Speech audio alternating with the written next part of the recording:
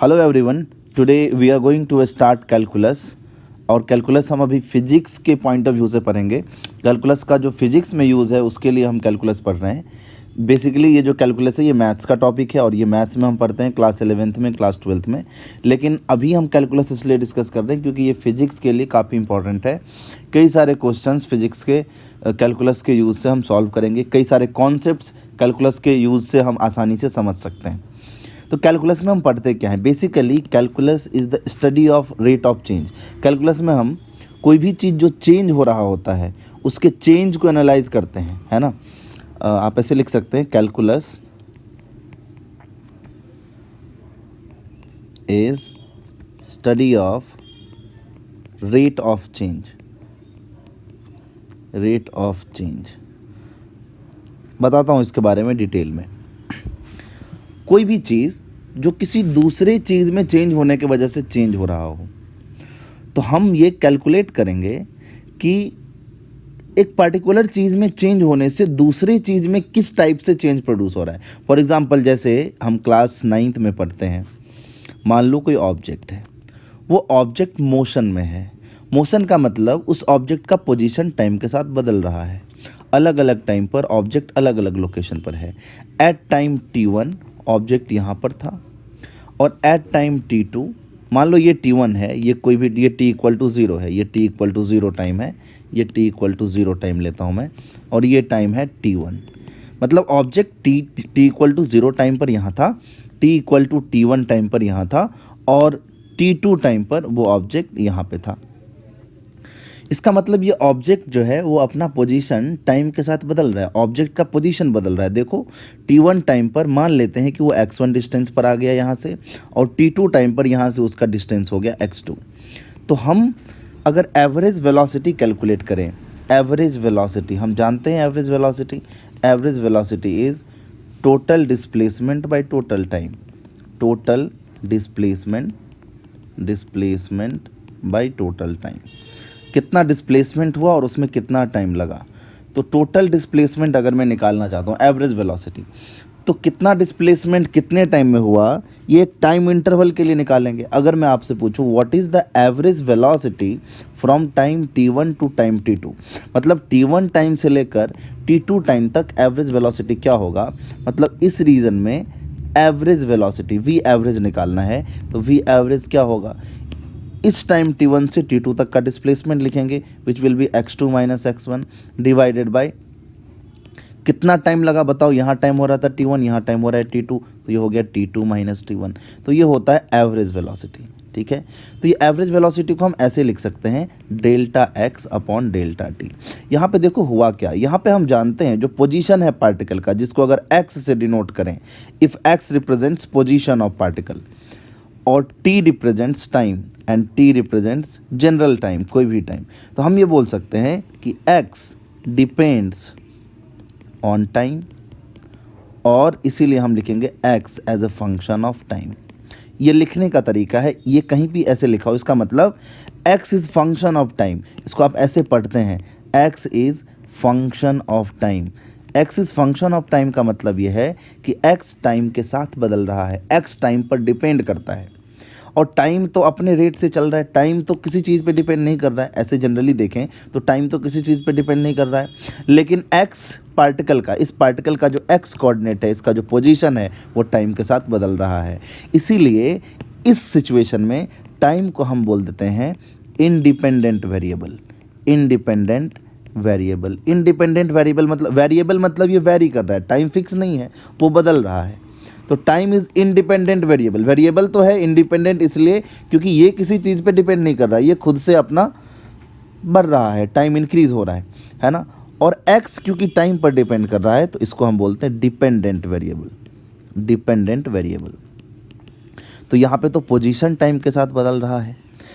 अलग अलग सिचुएशन में अलग डिपेंडेंट वेरिएबल होगा, अलग इंडिपेंडेंट वेरिएबल होगा। जैसे एग्जांपल मैं अगर लिखता हूँ y equal to x² minus 2x plus 3, तो यहाँ पे जो y है वो x पे डिपेंड कर रहा है, तो मैं यहाँ पे लिख सकता हूँ y is a function of x। तो एक फिजिकल क्वांटिटी दूसरे के फंक्शन में हम कैसे दिखा सकते हैं और इसका क्या मतलब है ये आपको मैंने अभी बताया। आगे चलते हैं। अभी जैसे देखो यहाँ पे x टाइम पर डिपेंड कर रहा था, x is a function of time, मतलब x टाइम के साथ बदल रहा था, तो एवरेज वेलोसिटी आया delta x by delta t. ये जो एवरेज वेलोसिटी है ये क्या है? Change in position. Delta x क्या है? Change in position, change in position. और डेल्टा टी क्या है? Time taken, time taken. और चेंज इन टाइम, कितना टाइम लगा और उतने टाइम में कितना पोजीशन में चेंज हुआ। इसको हम बोलते हैं delta x by delta T को rate of change of x with respect to T, with respect to T. मतलब किस रेट से एक्स बदल रहा है टाइम के रिस्पेक्ट में, है ना, delta x by delta t.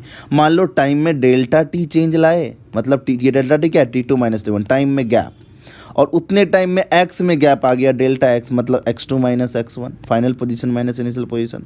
तो rate of change of x with respect to T हो जाएगा delta x by delta T. और क्योंकि आपने ये रेट ऑफ चेंज एक गिवन टाइम इंटरवल के लिए निकाला है, इसीलिए हम इसको एवरेज रेट ऑफ चेंज बोलते हैं। इसको हम बोलते हैं एवरेज रेट ऑफ चेंज। तो ये हो गया एवरेज रेट ऑफ चेंज।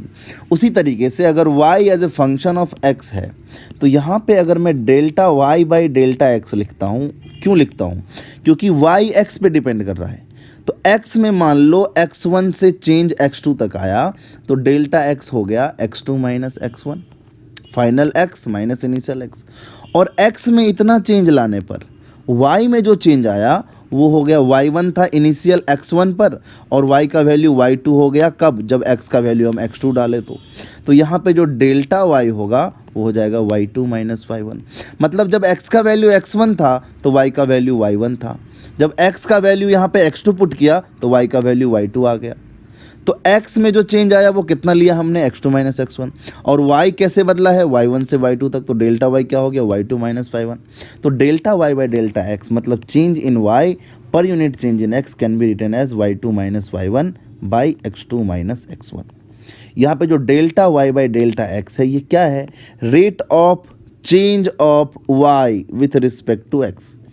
लेकिन क्योंकि x2 और x1, अगर मैं x2 और x1 को एक बड़ा वैल्यू ले, देखो अगर x2 और x1 का एक बड़ा गैप होगा तो हम इसको एवरेज रेट ऑफ चेंज बोलेंगे। आप ये समझो, कहीं पे delta y by delta x लिखा हुआ है, इसको हम सिर्फ रेट ऑफ चेंज नहीं बोलेंगे, तो बोलेंगे average rate of change of y with respect to x।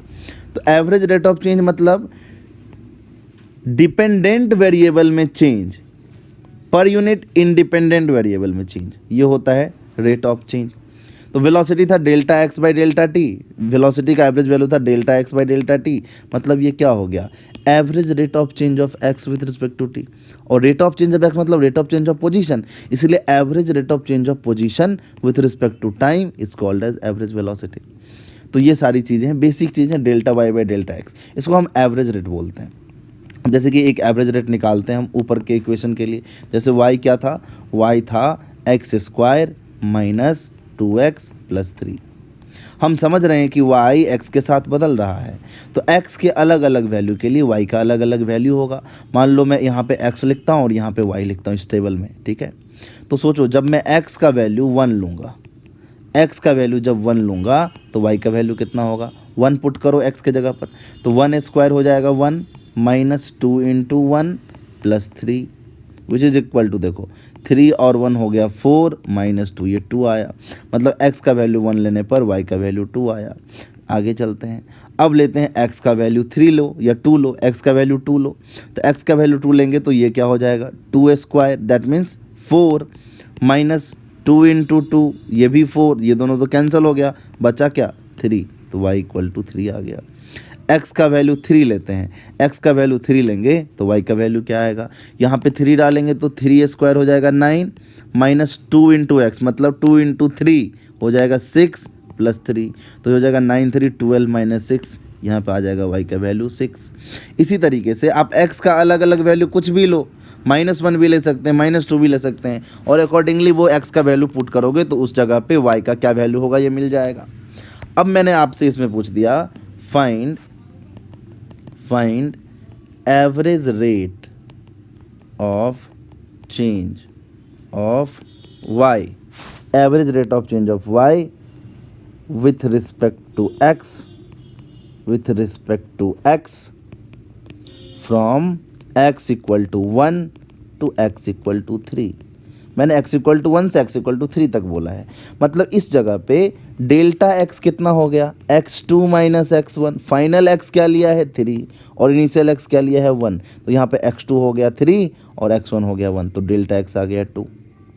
Delta y निकालेंगे, मतलब x का वैल्यू 1 से 3 तक चेंज हुआ तो y का वैल्यू क्या आया, मतलब y2 माइनस y1। बताओ x2 कितना था, x2 फाइनल x था 3, और जब x का वैल्यू 3 है तो y का वैल्यू उसके लिए कितना आया था 6, तो y2 हो गया 6। और जब x का वैल्यू x1 था 1 था तो x1 पर y1 होगा, वो कितना है देखो, x1 पर y1 2, तो 6 माइनस 2 ये आ गया 4। तो अगर आपसे पूछा जा रहा है average rate of change of y with respect to x, तो इसका मतलब पूछा जा रहा है delta y by delta x। लेकिन कहाँ से कहाँ तक पूछा जा रहा है, x इक्वल टू 1 से x इक्वल टू 3 तक। तो इसके लिए डेल्टा y कितना आ जाएगा, y at x equal to 3 minus y at x equal to 1, यह आ गया 4 divided by x2 minus x1, that means 3 minus 1 तो 2, यह आ गया 2। यही हो गया average rate of change of y with respect to x। अगर मैं आपसे पूछूं what is average rate of change of y with respect to x for x equal to 2 to x equal to 3, यहाँ तो हमने निकाला है x इक्वल टू 1 से x इक्वल टू 3 तक। अगर आपसे पूछा जाए कि what will be the average rate from x equal to 2 to x equal to 3, मैं इसी में पूछ रहा हूँ, find average rate of change of y का जो चेंज हो रहा है उसका rate, average rate of change of y with respect to WRT लिख सकते हैं, with respect to x from x equal to 2 to x equal to 3। x का वैल्यू 2 से x का वैल्यू 3 तक चेंज कर रहे हैं, तो आपसे पूछा जा रहा है delta y by delta x। तो यहाँ पे x1 हो गया 2 और x2 हो गया 3। अच्छा x1 2 मतलब x का वैल्यू 2 पुट करेंगे इसमें तो y का वैल्यू कितना आएगा, देखो ये 3 आएगा, 3 मतलब y1 हो गया, जब x का वैल्यू x1 था ये हो गया 3। और जब x2 मतलब 3 पुट करेंगे, अगर इस एक्सप्रेशन में x के जगह पर, अगर x के जगह पर 3 पुट करते हैं तो उसके लिए y के वैल्यू हमने निकाला कितना है 6, तो वो हो गया 6। अब हमें निकालना है क्या, delta y by delta x, और इसी x के रेंज में निकालना है x1 से x2 तक, तो क्या हो जाएगा y2 माइनस y1 मतलब change in y divided by change in x, x2 minus x1। तो y2 minus y1 6 minus 3, x2 minus x1 3 minus 2, ये हो जाएगा 3 बाई 1, दैट मीन्स 3। मतलब x इक्वल टू 1 से लेकर x इक्वल टू 3 तक average rate of change 2 था, और x इक्वल टू 2 से x इक्वल टू 3 तक ये 3 है। मतलब रेट ऑफ चेंज अलग अलग x के रेंज के लिए अलग अलग आ रहा है। x इक्वल टू 1 से x इक्वल टू 3 ले रहे थे तो वो 2 आया था, और x इक्वल टू 2 से x इक्वल टू 3 ले रहे हैं तो वो 3 आया। यहाँ पर delta y by delta x क्या आ गया, 3 आ गया। यही है average rate of change of y with respect to x। तो ये तो एवरेज रेट हो गया है ना। अब जैसा कि आपने सुना होगा कि मैंने सपोज आपको एक क्वेश्चन दिया कि x is equal to 2t square, मतलब position of a body where x is position, लिख लो x is position and t is time.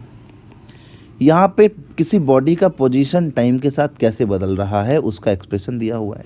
मतलब इसका ये मतलब हुआ कि t इक्वल टू 0 पे आप अगर पुट करें तो t, यहाँ पे t लिखते हैं, यहाँ पे x लिखते हैं। t इक्वल टू 0 पे पार्टिकल का x कोऑर्डिनेट 0 होगा, क्योंकि यहाँ पे t के जगह पे 0 पुट करेंगे तो x 0 होगा। t का वैल्यू 1 पुट करेंगे तो ये x का वैल्यू क्या हो जाएगा, 2 इंटू 1 स्क्वायर, t का वैल्यू 1 होगा तो 2 इंटू 1 स्क्वायर 2। t का वैल्यू 2 पुट करेंगे, t का वैल्यू 2 पुट करेंगे तो x का वैल्यू क्या आ जाएगा, 2 2 जा 4 2 जा 8 आ जाएगा। t का वैल्यू 3 पुट करेंगे, t का वैल्यू 3 पुट करेंगे तो x का वैल्यू क्या आ जाएगा, 3 3 जा 9 2 जा 18। अब आपसे मैंने पूछा delta x by delta T, मैंने आपसे एवरेज वेलोसिटी पूछा। एवरेज वेलोसिटी ही तो होता है delta x by delta T. मैंने आपसे एवरेज वेलोसिटी पूछा, कहाँ से कहाँ तक, मैंने बोला कि find average velocity from x equal to 1 to x equal to 3, है ना। अब देखो x t equal to 1 to t equal to 3, sorry यहाँ पे डिपेंडेंट वेरिएबल क्या है एक्स और इंडिपेंडेंट वेरिएबल टी, मतलब टाइम में 1 सेकेंड से 3 सेकेंड तक जो चेंज आया उस टाइम में एवरेज वेलोसिटी पूछ रहा हूँ। मैं पूछ रहा हूँ कि टी इक्वल टू 1 सेकेंड से टी इक्वल टू 3 सेकेंड तक क्या था एवरेज वेलोसिटी। तो यहाँ पे देखो क्या लिखेंगे, यहाँ पे हम एवरेज वेलोसिटी निकाल रहे हैं कहाँ से कहाँ तक, टी इक्वल टू 1 से टी इक्वल टू 3 तक। जस्ट मैंने समझाने के लिए लिख दिया, ज़्यादा लिखना नहीं चाहता हूँ, बस समझाना चाहता हूँ। तो ये क्या होगा, x2 minus x1 divided by t2 minus t1। x2 कितना है भाई, x2 यहाँ पे क्या होगा बताओ, इनिशियल टाइम है t1, फाइनल टाइम है 3 सेकेंड। इनिशियल टाइम है 1 सेकेंड और फाइनल टाइम है 3 सेकेंड। तो x2 तो फाइनल पोजीशन है, वो किस टाइम पे, 3 सेकेंड पे, ये फाइनल टाइम है। तो 3 सेकेंड में पार्टिकल का पोजीशन कहाँ पे है, 18 पर। तो 18 माइनस t1 टाइम क्या था 1 सेकेंड, और 1 सेकेंड पर पार्टिकल का जो पोजीशन था वही तो इनिशियल पोजीशन हुआ।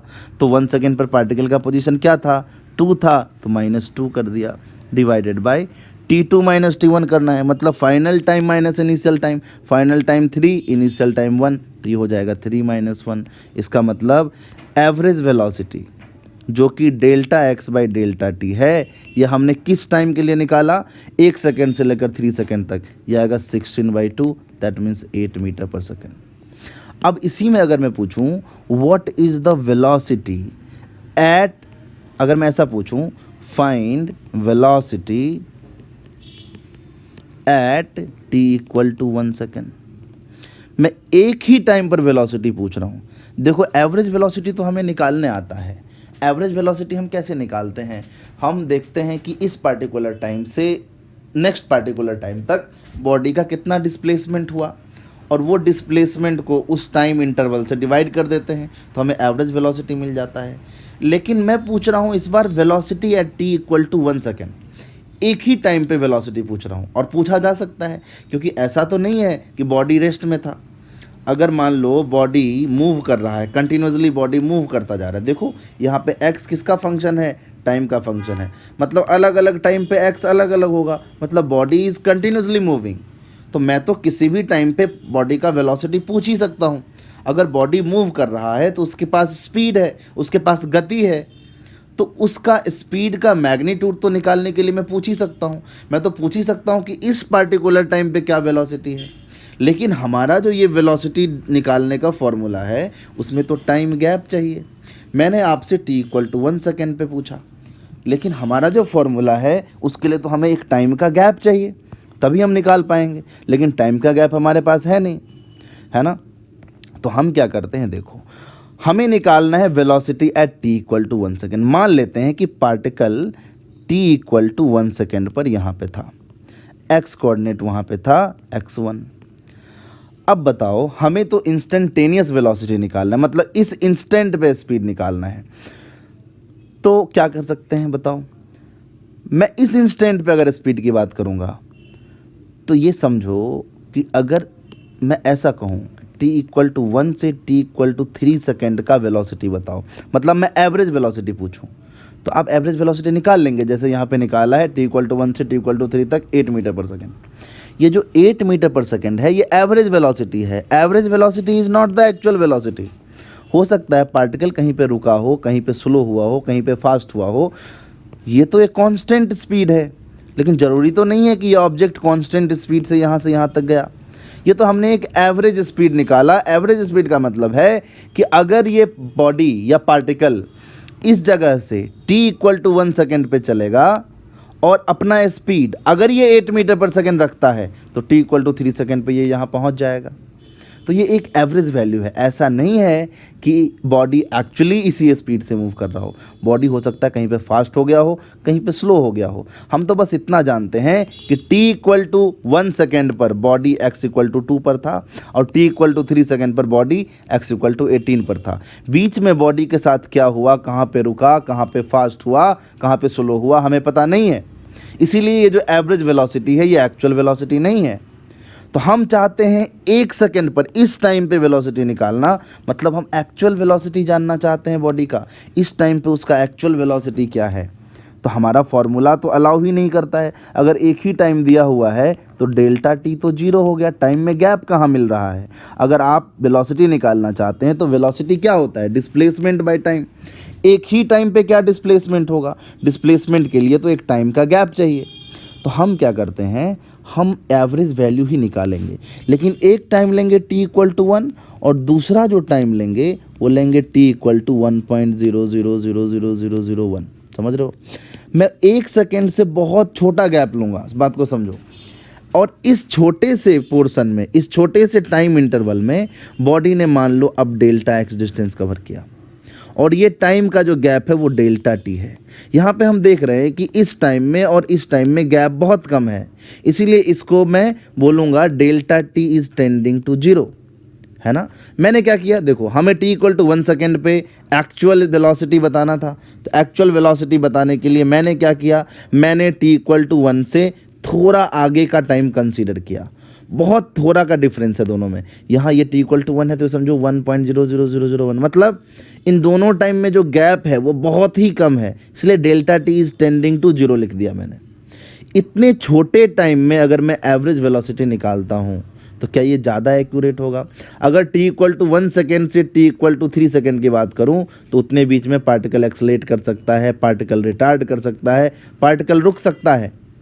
लेकिन अगर मैं इतना छोटा गैप लूं, इतना छोटा कि टाइम गैप लगभग जीरो है, तो इतने छोटे गैप में जो एवरेज वेलोसिटी निकलेगा वो एवरेज वेलोसिटी एक्चुअल वेलोसिटी के बराबर होगा, क्योंकि इतने छोटे टाइम में बॉडी अपना वेलोसिटी क्या चेंज करेगा, बॉडी अपना वेलोसिटी इतने छोटे टाइम में चेंज कर नहीं पाएगा। मतलब जो एवरेज वैल्यू होगा वही इंस्टेंटेनियस वैल्यू होगा।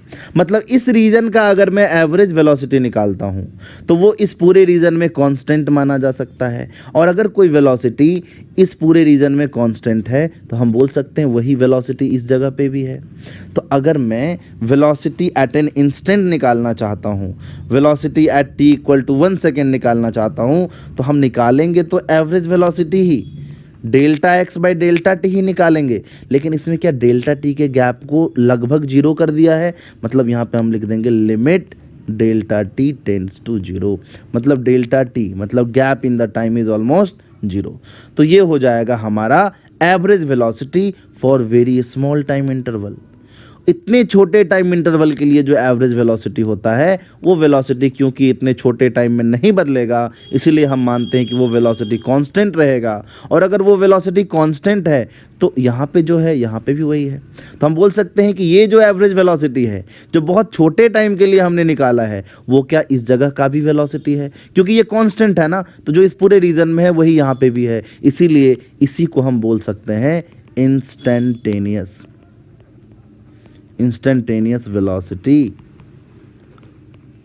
Of body at t equal to 1 second, या किसी भी टाइम पर एट टाइम t लिख दो डायरेक्टली। मतलब एक टाइम t लेंगे, दूसरा टाइम लेंगे t प्लस डेल्टा टी, और delta t is tending to zero, मतलब दोनों टाइम के बीच में कोई गैप नहीं।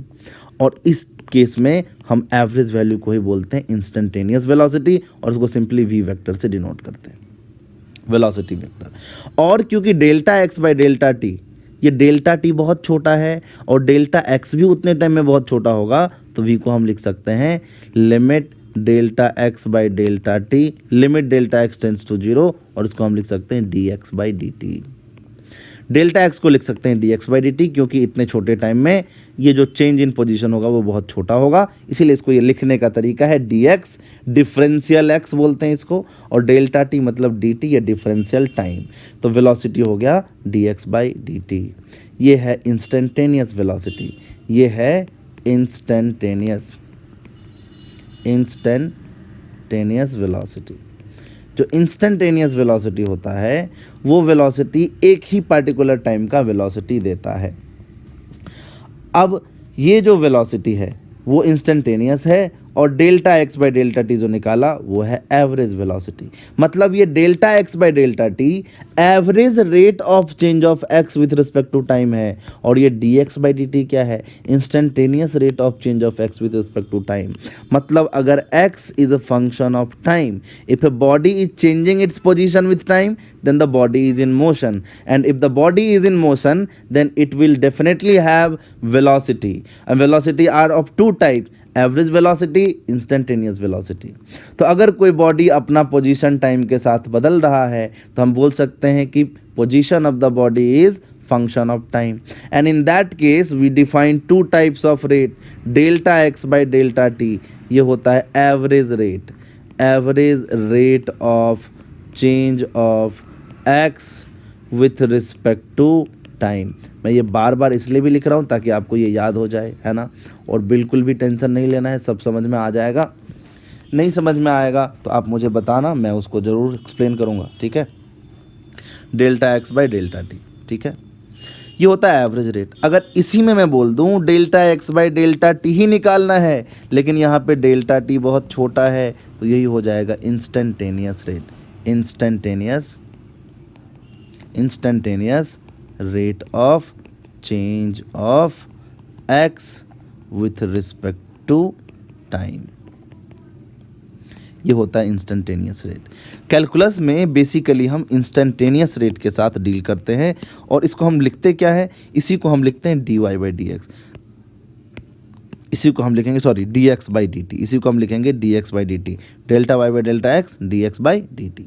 इसी तरीके से कोई भी चीज़, जैसे कि मैं लिखूँ y as a function of x, तो यहाँ पे वाई एक्स पे डिपेंड कर रहा है, तो यहाँ पे भी दो रेट डिफाइन होगा, delta Y by delta x, ये क्या हो गया एवरेज रेट। पूरा मैं नहीं लिख रहा हूँ, सिर्फ एवरेज रेट लिख रहा हूँ, समझ लेना। और अगर मैं delta Y by delta x निकालूँ, लेकिन यहाँ पे डेल्टा एक्स में चेंज को निग्लेजेबल कर लूँ, जो इंडिपेंडेंट वेरिएबल है उसमें बहुत थोड़े चेंज के लिए, बहुत छोटे चेंज के लिए वाई में चेंज निकालूँ, और तब delta Y by delta x करूँ, तो इसी को हम लिखेंगे d Y by D x. और यहाँ पे d Y by D x क्या है, यह है इंस्टेंटेनियस रेट, ये एवरेज रेट था, और ये है instantaneous rate of change of y, instantaneous rate of change of y, और ये है average rate of change of y, ठीक है। तो अगर वाई एक्स का फंक्शन है तो delta Y by delta X होगा एवरेज रेट, और D Y by D X होगा इंस्टेंटेनियस रेट। ये D x by D T या ये D Y by D X, ये इसको हम बोलते हैं, देखो D x by D T को हम बोलेंगे differentiation of x with respect to time, और D Y by D T को बोलेंगे differentiation of Y with respect to x. ये बोलने का तरीका है, कहीं पे ऐसा लिखा हो D x by D T, ये है क्या, ये तो instantaneous rate of change of x with respect to time है, लेकिन हम इसको ऐसे पढ़ते हैं differentiation of x with respect to time, इसको ऐसे पढ़ते हैं D x by D T को। Similarly D Y by D X अगर कहीं पे है तो यहाँ पे वाई किसके साथ बदल रहा है, एक्स के साथ, तो यहाँ पे हम बोलेंगे differentiation of Y with respect to x. इस तरीके से हम ये सारी चीज़ें पढ़ते हैं, इसको ऐसे ही समझते हैं। चलो इतना क्लियर है। अब बात ये है कि ये जो टाइम का गैप लिया था ऊपर के एग्जाम्पल में, ये टाइम का गैप बहुत छोटा था। इतने छोटे टाइम गैप में अगर हम ये निकालना चाहें, एक्चुअल केस में ग्राउंड पे मान लो आप बैठ गए और एक कार चल रहा है, इतने छोटे टाइम में कार का क्या डिस्प्लेसमेंट हुआ वो निकालना चाहते हैं, उसके बाद आप निकालेंगे उस जगह का वेलोसिटी, तो ये बड़ा डिफ़िकल्ट टास्क है। इसलिए हमें यहाँ पे मैथ्स का यूज़ करना पड़ेगा, और इसीलिए हम कैलकुलस पढ़ते हैं। जैसे कि मैं एक एग्जांपल से बताता हूँ, जो हमारा ऊपर इक्वेशन था x इक्वल टू 2t², और मैं इसमें क्या पूछा था, find velocity at t equal to 1 second. मतलब 1 सेकेंड पर क्या वेलोसिटी था, मतलब मैं इंस्टेंटेनियस वेलोसिटी पूछ रहा हूँ, मतलब मैं dx बाई dt पूछ रहा हूँ at t equal to 1 second. t equal to 1 second पर dx बाई dt क्या होगा, मैं ये पूछ रहा हूँ। चलो इसको कैसे करेंगे, हमें ये पता करना है कि एवरेज रेट क्या है, लेकिन वो जो एवरेज रेट निकालेंगे उसमें टाइम का गैप बहुत छोटा लेंगे, क्योंकि बेसिकली हमें निकालना क्या है, dx बाई dt। तो एवरेज रेट हम निकालेंगे, और टाइम का गैप लेंगे हम negligible, delta t is tending to zero. हम निकालेंगे अभी भी वही x2 minus x1 by t2 minus t1, लेकिन t1 और t2 में जो गैप है वो बहुत छोटा है। फॉर जनरल टाइम निकालते हैं, मान लेते हैं t1 है टाइम t के बराबर और t2 टाइम है t प्लस डेल्टा टी के बराबर। ये किसी भी टाइम पे हमें वेलोसिटी का एक्सप्रेशन देगा और उसमें 1 पुट कर देंगे, t का वैल्यू 1 पुट कर दो तो यही हो जाएगा वो आंसर, है ना। तो यहाँ पे हम मान लेते हैं t1 इक्वल टू टी और t2 equal to t plus delta t. एक टाइम t था और दूसरा टाइम इस टाइम से थोड़ा बड़ा लिया, जो डेल्टा टी कितना है, ऑलमोस्ट टेंडिंग टू जीरो। यहाँ पे आप और लिख सकते हैं कि delta t is very very small, very very small, so we can write delta t is tending to zero. अच्छा, जब टाइम का वैल्यू t लेते हैं तो x का वैल्यू x1 क्या आएगा, 2t²। और जब टाइम का वैल्यू t2 लेंगे तो x2 क्या आ जाएगा, आप जानते हैं x है 2t², तो टाइम पे कैसे डिपेंड करेगा ये, 2 into T plus delta t², क्योंकि t2 यहाँ पे पुट करेंगे तो t2 क्या है, t2 तो t प्लस डेल्टा टी है। चलो अब हम आगे चलते हैं। अब हमें निकालना है यही limit delta t tends to zero delta x by delta t. तो बताओ x2 माइनस x1 लिखना है। x2 हमारा है 2 into T plus delta T का स्क्वायर माइनस x1 हमारा है कितना, 2t²। देखो ऊपर लिखा है x2 और x1 दोनों लिखा है, तो x2 माइनस x1 कर दिए हम, divided by delta T. Delta t मतलब t2 माइनस t1, तो t2 में से t1 को सब्ट्रैक्ट करेंगे तो t plus delta T minus t करेंगे तो t और t तो कैंसिल हो जाएगा। t2 ये है और इसमें से क्या घटाना है, t1, मतलब t1 तो t के बराबर है तो माइनस t कर देंगे तो क्या आ जाएगा, डेल्टा टी। मतलब t2 माइनस t1 को हम डायरेक्टली क्या लिख सकते हैं, डेल्टा टी लिख सकते हैं। यहाँ पे डायरेक्टली मैं लिख देता हूँ डेल्टा टी, है ना। चलो अब आगे बढ़ते हैं, अब इसको सॉल्व करते हैं। t प्लस डेल्टा टी को हम लिख सकते हैं t² plus delta t² plus 2t delta t, a plus b का होल स्क्वायर जैसे लिखते हैं, minus 2t² divided by delta t, divided by delta t. अब देखो यहाँ पे हम लिख सकते हैं इसको 2t² plus 2 delta t² plus 4t delta T minus 2t²। ये जो 2t² है और ये 2t² कैंसिल हो जाएगा। नीचे एक डेल्टा टी है, वो ध्यान में रखना है हमें, डेल्टा टी है। अब बताओ अगर डेल्टा टी बहुत स्मॉल है तो डेल्टा टी का स्क्वायर तो और भी छोटा होगा, तो क्या उसको हम टेंडिंग टू जीरो मान सकते हैं। 1 से कोई भी नंबर छोटा होता है तो उसका स्क्वायर और छोटा हो जाता है, और ये डेल्टा टी तो 1 से बहुत ही छोटा है, ये तो जीरो के करीब है, तो इसका स्क्वायर तो और भी जीरो के करीब हो जाएगा। इसीलिए limit delta t tends to zero delta x by delta t, जो कि हमारा dx बाई dt है, वो क्या बचा, ये तो हो गया जीरो। इसको हम क्या कर सकते हैं, it is tending to zero. हमारे पास बचा 4t delta t divided by delta T, और ये डेल्टा टी कैंसिल हो गया तो हमें dx बाई dt आ गया 4t। अब हर एक केस में ऐसे हम निकाल नहीं सकते, बहुत टाइम कंज्यूमिंग है ये। इसीलिए कैलकुलस के कुछ रूल्स हैं, जिस रूल्स को ओबे करके हम अलग अलग फंक्शन का जैसे कि मैं बोल लूँ y equal to sine x, यहाँ पे y x पे डिपेंड कर रहा है, लेकिन वो कैसे डिपेंड कर रहा है, साइन x पे डिपेंड कर रहा है। मैं लिखूँ y equal to e to the power x, y equal to log x, तो ये अलग अलग केसेस में जो y का वेरिएशन है x के साथ वो अलग अलग तरीके से है, और हर एक केस में हमें बेसिकली यही तरीका ओबे करना पड़ेगा। आपको एक वैल्यू देखो y x पे डिपेंड कर रहा है, तो यहाँ पे हम क्या निकालेंगे, dy बाई dx, यही तो होगा instantaneous rate of change of y with respect to x। तो यहाँ पे आपको क्या करना पड़ेगा, यहाँ पे भी हम delta y by delta x ही निकालेंगे, लेकिन limit delta x tends to zero लेना पड़ेगा। तो एक वैल्यू लो x, दूसरा वैल्यू लो x प्लस डेल्टा x, उसके लिए y1 लिखो, y2 लिखो, y2 minus y1 by x2 minus x1 करो, तब आपको ये मिलेगा। और हर एक केस में ऐसा करने लगे तो पूरा टाइम चला जाएगा, हम तो ये कर ही नहीं पाएंगे। इसीलिए कैलकुलस के कुछ रूल्स हैं, जिस रूल्स को हम अगर ओबे करेंगे तो हम बहुत सारे फंक्शंस का डिफ्रेंशिएशन निकाल सकते हैं, खासकर उन फंक्शंस का जिसका हमें फिजिक्स में यूज़ है। बाकी बहुत सारी चीज़ें हैं कैलकुलस में, बहुत सारे तरीके हैं, मतलब dy बाई डी एक्स हम निकाल सकते हैं अलग अलग तरीके से। मैं आपको सिर्फ उतना बता रहा हूँ जो फिजिक्स के पॉइंट ऑफ व्यू से इम्पॉर्टेंट है, बाकी आप मैथ्स में डिटेल में पढ़ेंगे इसको, ठीक है। तो चलो हम लिखते हैं रूल्स या फॉर्मूले, रूल क्या, फॉर्मूले for finding instantaneous rate, instantaneous rate, instantaneous rate निकालने के फॉर्मूले। अगर आपको y equal to x to the power n दिया हो, अगर y equal to x to the power n दिया हो, तो इसका जो रेट ऑफ चेंज होगा dy बाई डी एक्स, क्या निकालेंगे, ये x पे डिपेंड कर रहा है, तो dy बाई डी एक्स होता है n x to the power n minus one. यहाँ पे n कोई रियल नंबर लो, जैसे कि मैं बोलूँ अगर y का वैल्यू x क्यूब है तो dy बाई डी एक्स क्या होगा, dy बाई डी एक्स होगा n के जगह पर देखो कितना है, 3 है, तो ये हो जाएगा 3x to the power 3 minus one, मतलब 3x स्क्वायर, क्या था nx to the power n minus one, तो n के जगह पर 3 है तो 3x to the power n minus one मतलब 3 माइनस वन, तो ये आ गया 3x स्क्वायर। अगर आपको बोला गया y इक्वल टू x 4 का निकालो, तो यहाँ पे dy बाई डी एक्स क्या होगा बताओ, n के जगह पर 4 है तो 4x to the power n minus one, that means 4 minus one, तो हो जाएगा 4x क्यूब।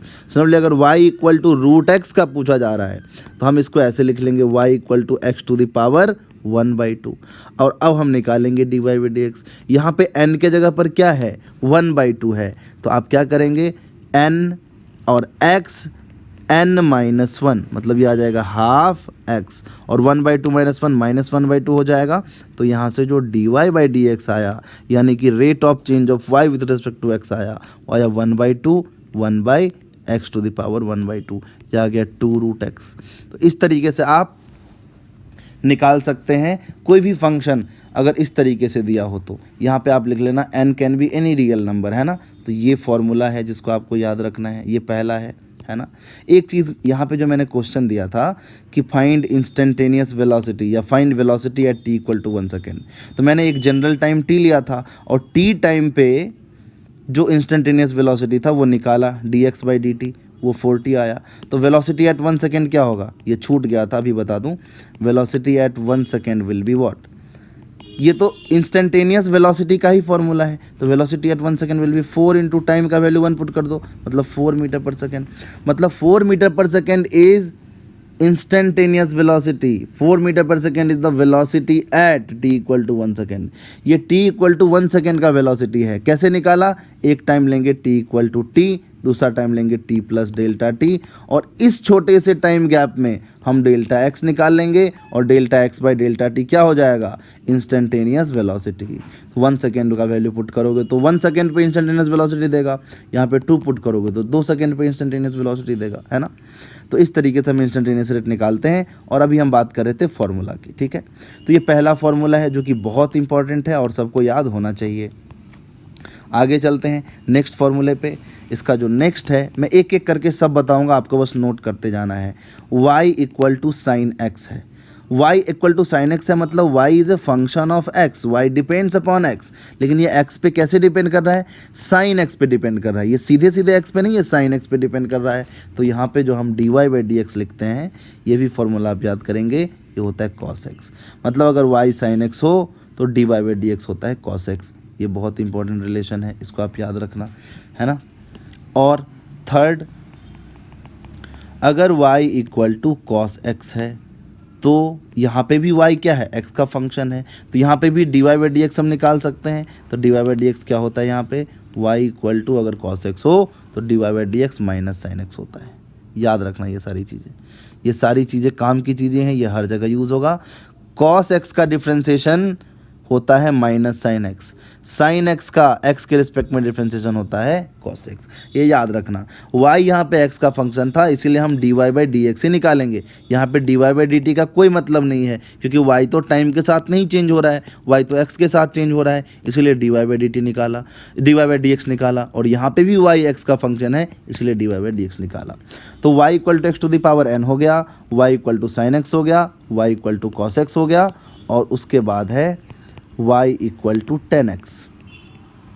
यहाँ पे भी y x का फंक्शन है और यहाँ पे जो dy बाई डी एक्स होगा वो होता है सेक स्क्वायर x। बाकी के ट्रिगोनोमेट्रिक फंक्शन का भी आप निकाल सकते हैं जो आगे मैं रूल बताऊंगा उससे। अभी बस ये बेसिक फॉर्मूला जो है उसको याद कर लो। उसके बाद next y equal to e to the power x हो। यहाँ पे e जो है ना वो एक्सपोनेंशियल नंबर होता है, 2.7 ऐसे एक इरेशनल नंबर होता है।